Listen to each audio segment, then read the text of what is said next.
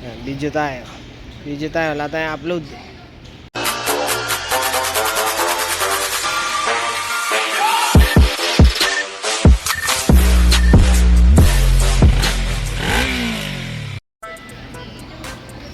Dito muna tayo sa ano, sa bandit.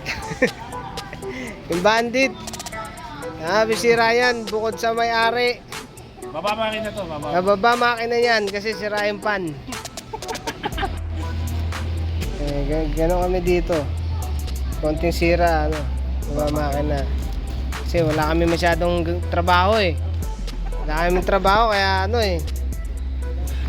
Buwan ng trabaho. Bayaan mo na sila dyan. Bayaan natin sila dyan. Ito yung R1 galing sa Tambak. Pero inasikaso na nila yung carb. Kaso hindi pa na-set. Tapos walang nilalabas na kuryente yung ignition coil. Mukhang wala na talagang nilalabas yung CDI. Kaya nag-set up ako ng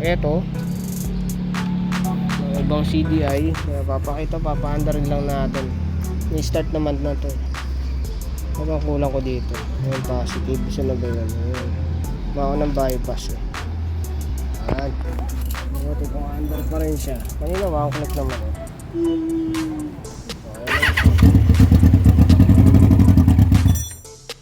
Under na, no? Kaso hindi may rev eh. Kailangan i-asikasuhin mo na yung carb. Ito ang dilim ah. Ayan. Asikasuhin mo na yung carbs. Marami pa pala eh. Bunutin ko lang ito. Meron naman akong carb kit dito. Ito lang yung setup. Yung isa wala palang tornilyo. Baka mamaya sira yung thread niyan ah. Tapos po dyan, yan.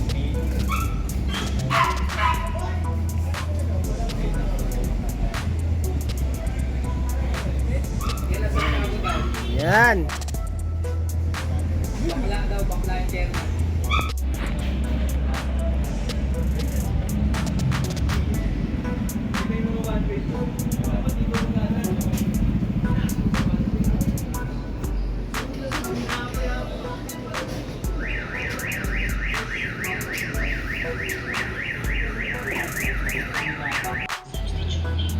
Ito, habang tinitira ko tong carb, try na ni Mona yung harness kasi harness na rin ito. Ayan, sa palit na rectifier. Ayan. Yung gauge, malamang palitan kasi negative eh. Tsaka yung switch. Lambot na nga. Nakalimutan ko ng video yan. Palitan ko ng mga float valve seat, float valve, tsaka mga gasket. Pilot jets binugaan lang, tsaka main. Tapos pinagtatanggal lang yung mga sealant. Tapos pa ba? Wala na. Yun lang. Itong gauge, titignan ko kaya ng powers ko itong hanip na to. Yan ang display. Wala. Tinanggal ko na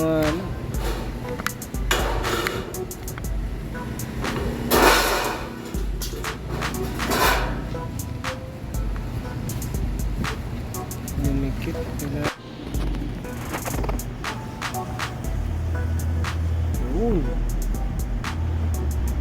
Tapos wala siya. Ito lang ito.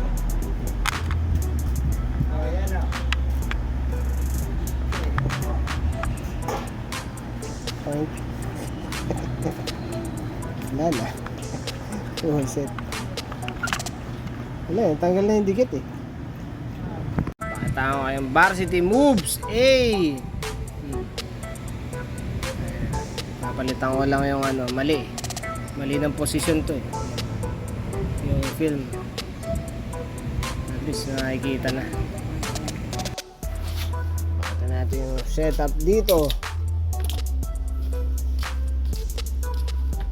Ayan, ako na yung tambucho. Hangga, haba. So, hindi ko type.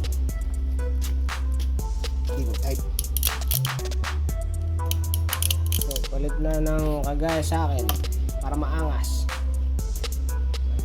Okay. Kunti na lang ito. Carb, okay na eh. Yung gauge, ang putik. Yung gauge, ito exit na natin eh. Luluwag yan dyan. Yung gauge eh. Ipin ko nga yung gauge, baka magawa ko pa.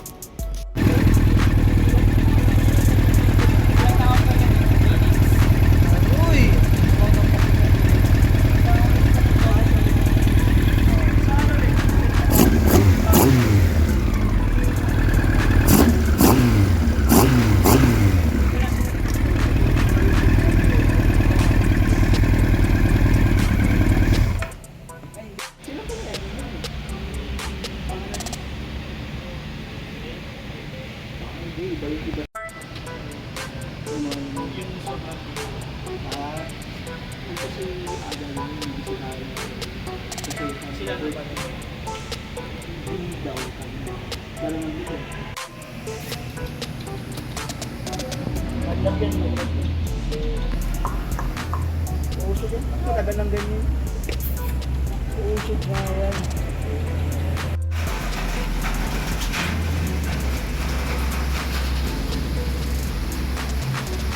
May leak.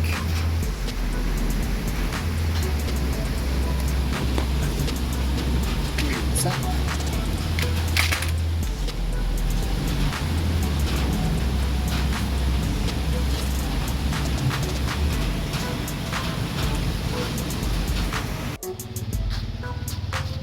So ito, medyo natapos na kami. Napandar na namin tsaka nakapag-harness na, palit ng CDI. Problema na lang na ito, yung nirepair ko pala yung butas dito. Tinapalan ko na lang. Kulang na lang dito. Nagbo-blow by eh. Kaya ibabalik na lang siguro to pagka nagka-budget na yung may-ari. Enjoyin muna nila to. Magagamit naman to kahit blow by. Hindi ko na tinusok yung blow by hose, bali nakalutang na lang din. Tapos yung gauge kailangan palitan. Kaya pakita ko susi. Ito nga pala pangalan ng may-ari, si Baby Boy R1.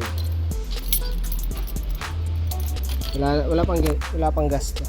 Kaya ayan, tutunog-tunog pa yung yan. Wala kang makita dyan. Neutral, magana naman. Yung signal light hindi gumagana dito. Yung high beam hindi rin gumagana dito. Wala eh, sira eh, hazard. Pero itong mga to napagana na to. Ito pagka naka off hindi mo may start. Pag naka on, yan yung on, pwede may start. Gas yan. Tapos baba, ayun, baka papalitan na rin ng gauge yan. Kung sakaling may makuha silang gauge na stock na ganyan, pwede namang hugutin lang sa likod na socket, tapos ipalit lang yung bago.